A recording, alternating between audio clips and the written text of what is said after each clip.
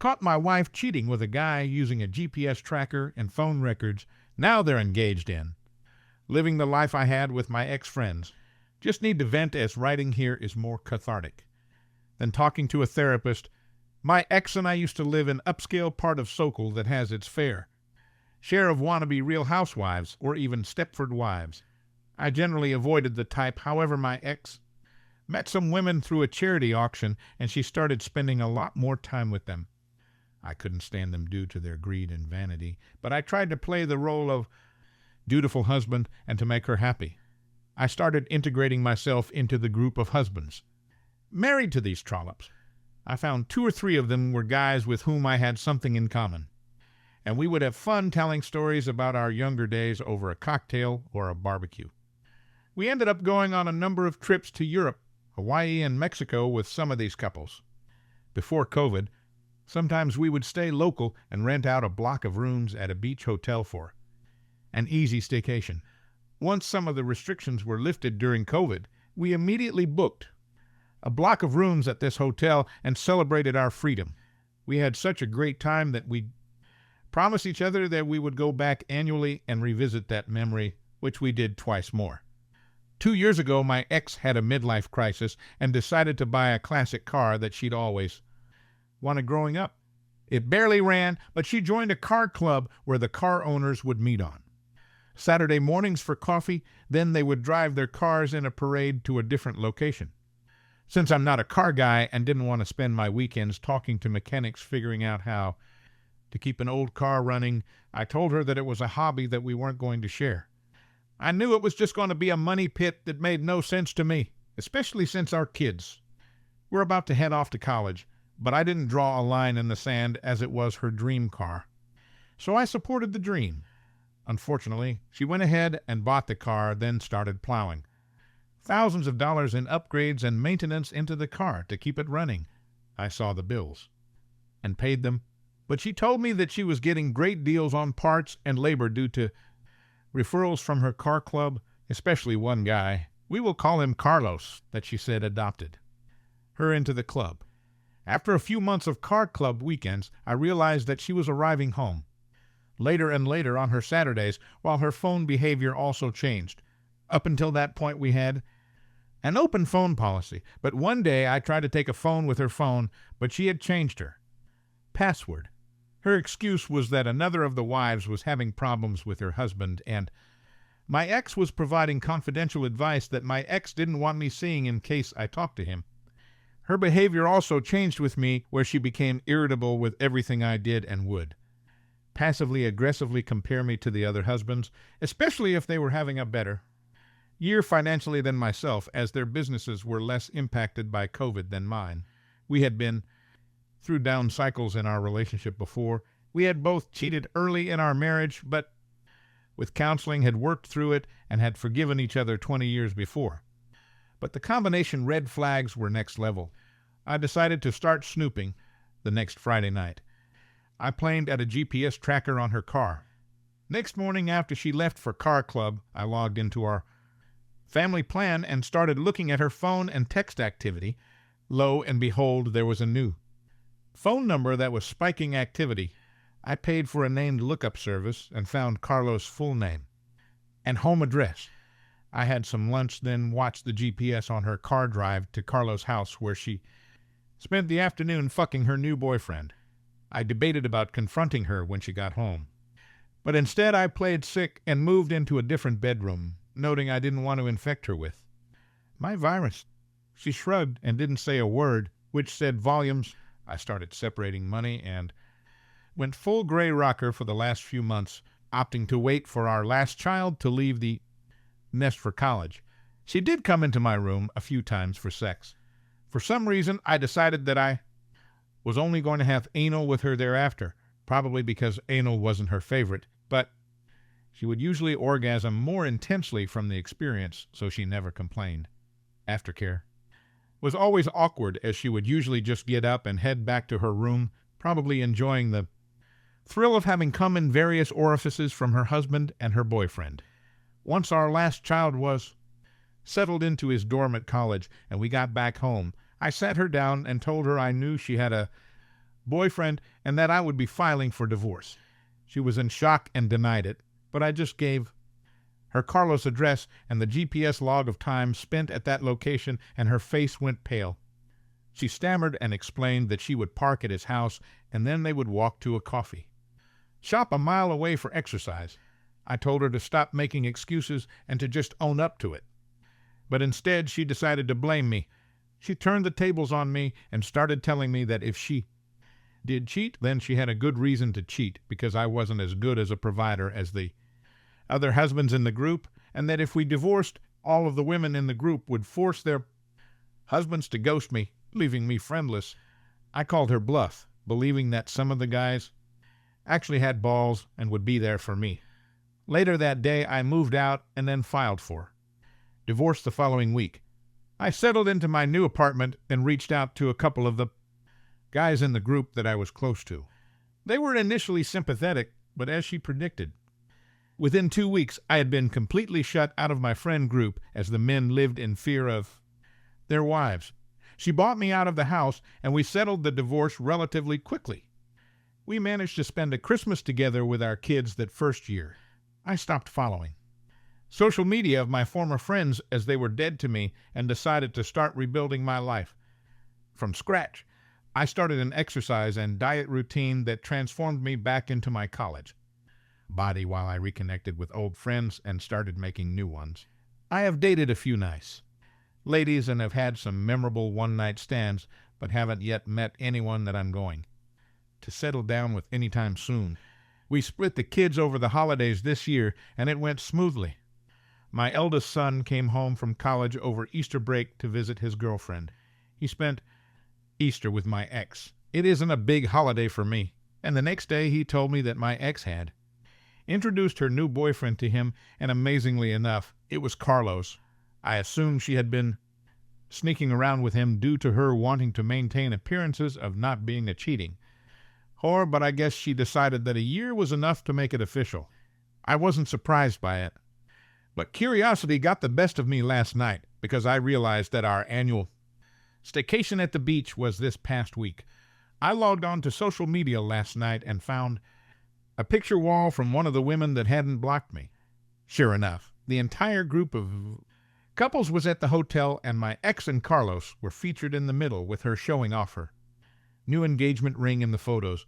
I have done a lot of work over the last 2 years in processing the end of my relationship, but I have to admit, seeing him living my life with my ex and my friends was a punch in the gut. Not a knockout blow, mind you, but it was enough of a trigger to let me know that I still have a little work left to be done before I've healed completely. Update. Ex-wife cheated 2 years ago, still denies his existence, so I've posted my story about how my ex-wife met a guy through a car club while we were married. She proceeded to have a full affair with him. I figured it out using phone records and GPS in her car and realized she was hiding his existence entirely from me. I waited a few months until the day after we dropped our last child at college, then confronted her. She denied it, and I moved out and got divorced. He's younger, so I know she's since been losing weight via Ozempic and posting about her wellness journey since I moved out. Have largely been no contact except for divorce and discussions. Regarding our children, one of our kids had a graduation last week, and we had to attend the same ceremony and celebrations. I vowed to be kind and gray rocker while outwardly posing to be the happy former couple who get along. For some reason, we ended up sitting next to each other during the walkthrough ceremony and had an hour to kill before the activity started.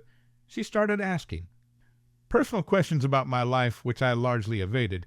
It's important to note that over Easter break, she introduced her affair partner to our children. They told me about him and asked if I knew about him, which I answered yes without providing more information to them. Since we had time to kill, I asked if my ex was happy with her boyfriend. She immediately went into a long denial about their relationship and said he was just a friend. I laughed and pointed out that she had been dating him for more than 2 years at this point, and if I was him, I would be pissed at not being called a boyfriend. She started getting emotional and choked up and said she had a lot of regrets about the choices she made and doesn't like how life turned out. I asked her to be specific about what choices she regretted making, but she went quiet. I ended the conversation feeling pity for her. She's been living a lie for so long that she literally has no concept of the truth of our demise. Nor will she take any responsibility for her role in Sane. I drove home feeling like a winner for the first time in this whole situation. It gets better. Comments, Environmental C-123, tell your kids about her affair. They are old enough now. If I was in your shoes, I would just tell them that. I need to be honest with you. This was the reason for the divorce, and I am telling you only now, because I wanted you not to be negatively affected while you were still living in your home.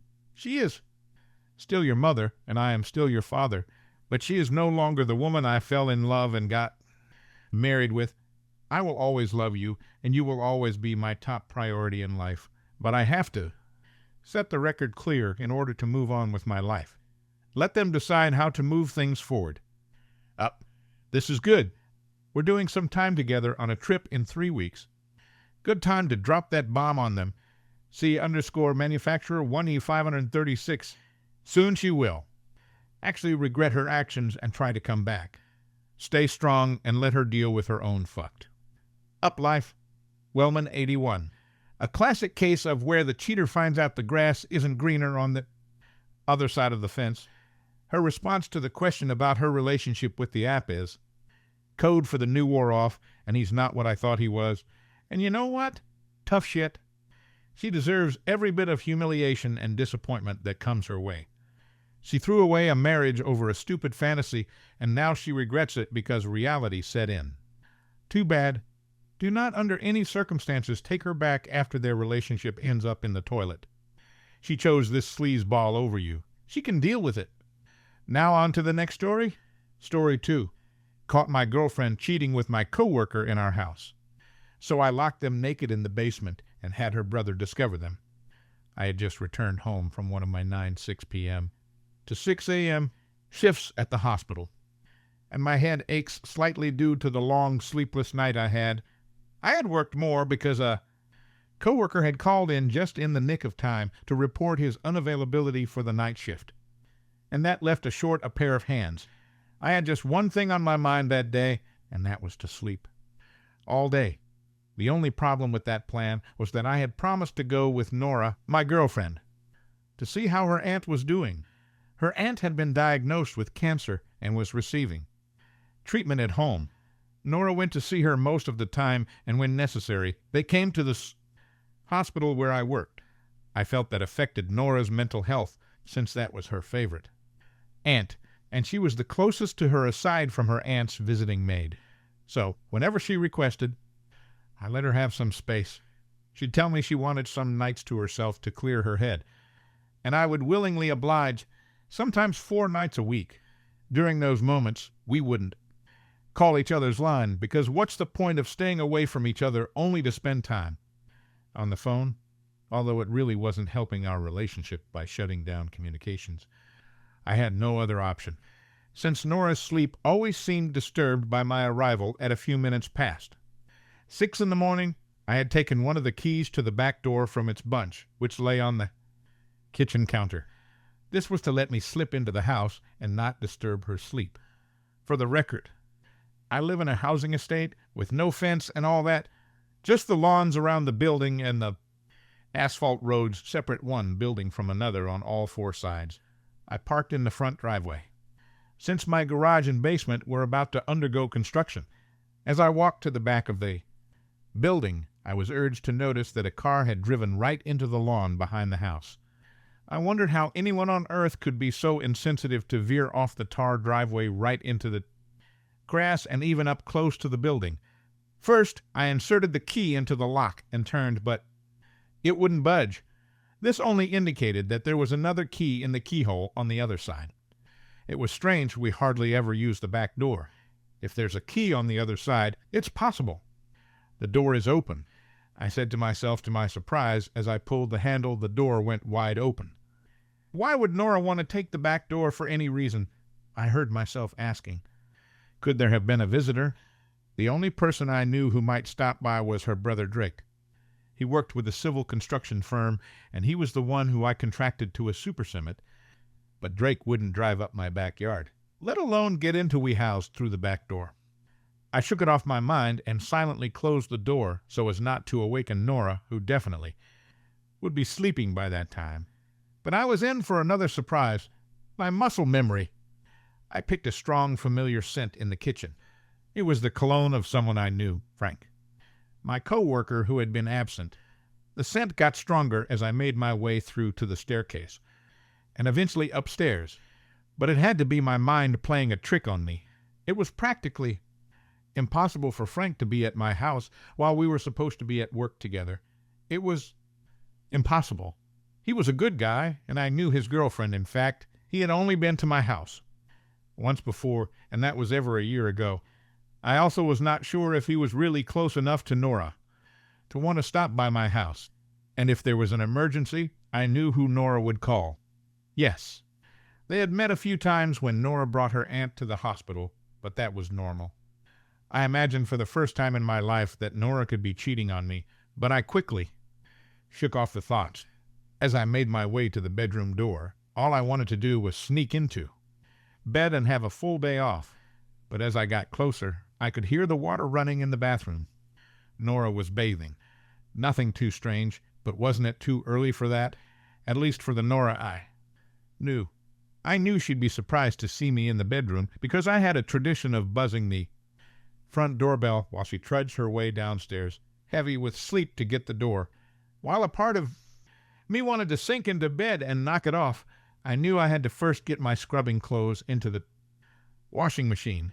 I grabbed an extra towel and made for the guest bathroom at the other end of the corridor since the washing machine was there too.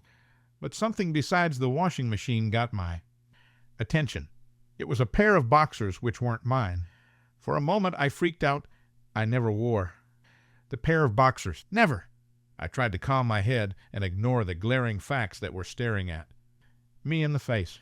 Nora had finished in the bathroom and must have heard my footsteps walking across the corridor because soon the bedroom door flew open and she stood with her towel wrapped around her body. "Sebastian," she cried, "how and when did you come home?" "Through the chimney," I said, faking a smile but burning with a billion questions inside. Questions that needed immediate answers. Questions that would save or destroy our relationship. "Wait a second, honey, who owns this?" I asked, casually, raising the boxers for her to see. I noticed her gasping shock as she struggled to put her thoughts together. This was when I knew I had lost the relationship. I'd never felt the kind of heartbreak I felt in that minute since my life began. "Oh," she said. I guess they belong to Drake." "Drake?" "Yeah, he was here last night to check out the basement and all that. And I think he must have forgotten it after he had a shower." "Oh, that's fine," I said, trying to make the moment easier for her. I quickly turned and got into the bathroom and turned on the shower. Even before I took off my clothes, everything was wrong with the answer she had given. Everything. For Drake was much bigger than the slim pair of boxers I held. He also couldn't have come back to inspect the basement because he did that while I was at home during the day yesterday. And I personally dropped him off before going to work. And finally, the scent of the cologne on that pair of boxers was strong and unmistakable. Somehow, in the midst of it all, I chuckled. Could this have been the reason why he called an absent? Could this have been why Nora was always taking some days and nights off for her alone time? For how long had I been played on? By that time I was done. I decided I was going to walk away from her, but not without letting her have her teachable moments. That moment thankfully came within the week.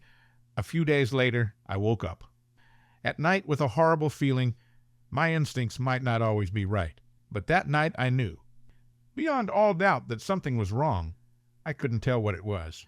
I checked the time, and it was 4 a.m. I just had this horrible feeling of everything not being all right. Nora was not on the bed, and she wasn't in the bathroom either. But her phone was on the pillow. She never went anywhere without it. So, why now? I picked up her phone, but it was locked. After serious brainstorming, I figured out the passcode. To say the least, I was baffled by the chat which was left on the screen. It was with the contact saved as Mom. I decided to follow. My heart raised as I saw firsthand the depth of foolery I was in. I typed out the contact on my phone, and before I could complete it, Frank's name came up. I checked again, and it matched. I got to the bottom of the conversation, but could not believe what I saw. I quietly walked downstairs and went towards the basements. Sure enough, as I approached, I could hear coming from the basement quiet moans of Nora at a masculine voice, as well as the accompanying sounds which proved what they were doing. I burned with such anger I'd never felt before. Standing in the shadows of the entrance door, I watched in pain as I was. Betrayed by the closest people in my life. They were too busy to see me, but their clothes were out the door. Then a thought occurred to me. I quietly shut the door, which happened to be the only entrance from inside, and locked it. Picking up their clothes, I headed into my room, took a brief shower, and left for work earlier than normal. I also found Frank's phone in his pants pocket and took it with me to work. Then I called Drake, Nora's brother. "Hey, Drake," I said, "do you think you and your team could start the job in the basement this morning?" "Yeah, sure," he said. I was feeling super restless, and sure enough, Frank did not report for duty. How could he? He was stuck in my basement. 2 hours later, I got the call I was anticipating. Nora's brother called me and sounded like he was hyperventilating. He and his team had found stark naked Nora and Frank in the basement trying to take cover from him and the team behind a beam. I listened silently as he kept going on about what a hoe his sister was and how embarrassed he was made out to be in front of his team, who were all local men who knew him and his family dearly. I could hear Nora frantically crying out about something in the background. He started apologizing profusely to me and said that he and his guys kicked but naked Frank out into the street. The aftermath was spectacular, but naked Frank was arrested for public flashing, as one of my neighbors reported him. He also made it to the local news. My co-workers and I watched him and his naked arse get arrested on breaking news on our TV. Needless to say, he was indefinitely suspended from work. As for Nora, well, my Bill's good team made sure that word spread around the town like wildfire. The scrutiny was so much, I heard she quit her job and became a shut-in at her parents' place for months to follow. What happened afterward, I have no idea. Maybe she's still living in her parents' basement and screwing dudes secretly. Somehow my co-workers were able to put 2 and 2 together and were extremely sympathetic to me, which felt nice. I took a few days off and packed all of Nora's stuff and called Bill to ask her to pick them up. One day when I returned home, her stuff was gone. She never attempted to contact me ever again. And like that, she was gone for my life. And I wish I could say I cared, but I didn't. There was just so much more to look forward to in life.